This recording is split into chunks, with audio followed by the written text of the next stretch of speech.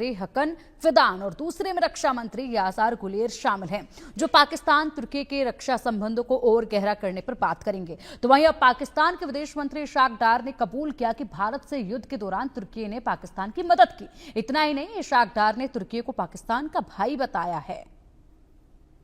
Operation सिंदूर पर पाकिस्तान का यह कबूलनामा अब जब सामने आ रहा है तो वो हलचल और बढ़ गई है। पाकिस्तान ने तुर्की की मदद का कबूलनामा दिया है। भारत से युद्ध के दौरान तुर्की ने मदद की, ये इशाक डार का कहना है।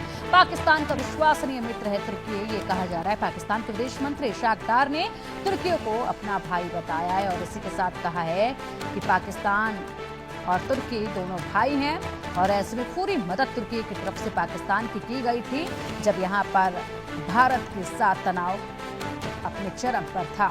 हालांकि ये बात अब पूरी दुनिया जानती है, साफ तौर पर देखा जा रहा था, लेकिन बड़ा सवाल यही है कि मदद की थी। इसका जिस तरीके से अब कबूलनामा देखा जा रहा है, ऐसे में तुर्की की तरफ से दिए गए तमाम जो हथियार थे, तमाम जो सहयोग था, वो भी नाकाफी पड़ा था पाकिस्तान के लिए, तो क्योंकि पाकिस्तान के पास तो कुछ है नहीं और ऐसे में यहाँ पर तुर्की की जो मदद है वो भी फीकी पड़ी थी। लेकिन फिलहाल तुर्की और पाकिस्तान के रिश्ते जो हैं वो काफी मजबूत होते जा रहे हैं और ये मजबूत होते रिश्ते जो हैं वो बेहद कुछ कह रहे हैं। ऑपरेशन सिंदूर पर इशाक डार ने कबूलनामा दिया कि तुर्की का पाकिस्तान को साथ देने पर पाकिस्तान का ये जो कबूलनामा है, इसके बाद हलचल देखी जा रही है। पाकिस्तान के विदेश मंत्री इशाक डार ने कहा है कि भारत से युद्ध के दौरान तुर्की ने मदद की थी पाकिस्तान की और तुर्की पाकिस्तान का विश्वसनीय मित्र है, भाई है। पाकिस्तान के विदेश मंत्री इशाक डार ने तुर्की को अपना भाई बताते हुए कहा है कि मदद वहीं से मिली है और हमारे संबंध अब और अच्छे हो रहे हैं। पाकिस्तान ने तुर्की से मदद लेने की बात को अब कबूल कर लिया है। हालांकि ये साफ तौर पर नजर आ रहा था, जो हथियार जिस तरीके से चीजों का इस्तेमाल किया गया था उस युद्ध के दौरान, वो सब तुर्की से ही थे, चाइना से ही थे। और उसके बाद अब ये कबूलनामा दिया है इशाक डार ने। ये पहले से ही जग जाहिर था, लेकिन अब कबूलनामा जब सामने आया है तो उसके बाद और भी ज्यादा खलबली जो है वो देखी जा रही है। अब चलिए इसी पर अधिक चर्चा के लिए हमारे साथ विदेशी मामलों के जानकार प्रोफेसर मनोज कुमार जी जुड़ गए हैं। सर, बहुत स्वागत है आपका इंडिया न्यूज पर। इस वक्त तुर्की और पाकिस्तान के संबंध लगातार मजबूत होते जा रहे हैं और ऐसे में जो ये मजबूती है, ये भारत के लिए क्या कोई चिंता का सबब बन सकती है? क्या एजेंडा है इनका, जिस तरीके से इनकी मजबूती एक साथ बनती जा रही है, वो भी भारत के मुद्दे पर? जो विदेश नीति है और आवाज आ रही है मेरी? जी जी जी। हाँ, देखिए पिंकी जी, एक चीज समझना होगा, क्योंकि ऑपरेशन सिंदूर के बाद से जो भारत की विदेश नीति है पूरे क्रॉस द वर्ल्ड में एक नया टर्न अराउंड लिया है।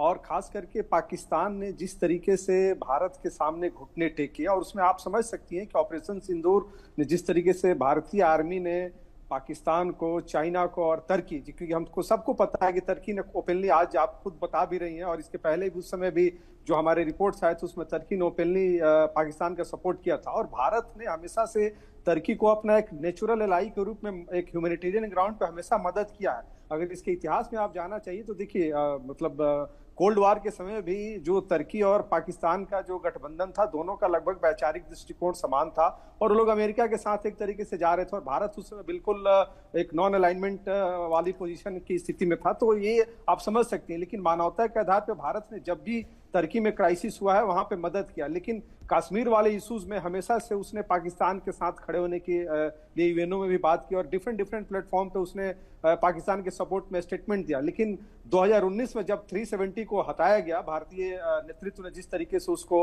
रिमूव किया, उसके बाद से आप देख सकते हैं कि तुर्की का जो स्टैंड इंडिया के अगेंस्ट में है और कश्मीर इश्यूज पे जिस तरीके उसने अपना पोजीशन लिया, उससे भारत ने भी कहीं ना कहीं अपने डिप्लोमेटिक और कूटनीतिक नीति को बदलाव किया। और उसके बाद से आप देख सकते हैं कि किस प्रकार से पूरे खास करके उस रीजन में, और दूसरा जो सबसे इंपॉर्टेंट कारण कि भारत की जो अभी बदलती हुई जो विदेश नीति है वो कहीं ना कहीं हम इजरायल, यूएई और एक तरीके से जो हमारा सऊदी अरब है उसके क्लोज जा रहा है, जो कि कहीं ना कहीं तुर्की को खटक रहा है। और आप समझ सकते हैं कि इस ऑपरेशन सिंदूर में आप देखिए जितने भी उसके हथियार थे या जितने ड्रोन थे, वो सारे भारत ने जिस तरीके से डिस्ट्रॉय किया वो कहीं ना कहीं पूरी तरीके से एक्सपोज हुआ है। और आज पाकिस्तान एक बैटल फील्ड है जिसमें उसे तुर्की को लगता है कि हम अपना जो डिफेंस का सामान है पाकिस्तान को बेच सकते हैं। और उसी को ध्यान में रखते हुए भारत ने भी अपनी डिप्लोमेटिक और कूटनीति को बढ़ावा देते हुए साइप्रस का भी हमारे देश के प्रधानमंत्री जी ने विजिट किया। उसके पहले आप देख सकते हैं कि किस प्रकार से वहां पे जो एक जो फेयर लगा था डिफेंस का, उसमें भी हमारे जो जनरल आर्मी है, एयर डिफेंस को, वो भी वहां पे गए हुए थे। तो ये कहीं ना कहीं एक तरीके से तुर्की को कॉर्नर करने के लिए किया जा रहा है, और वो भी अपनी इस नीति को ध्यान में रखते हुए।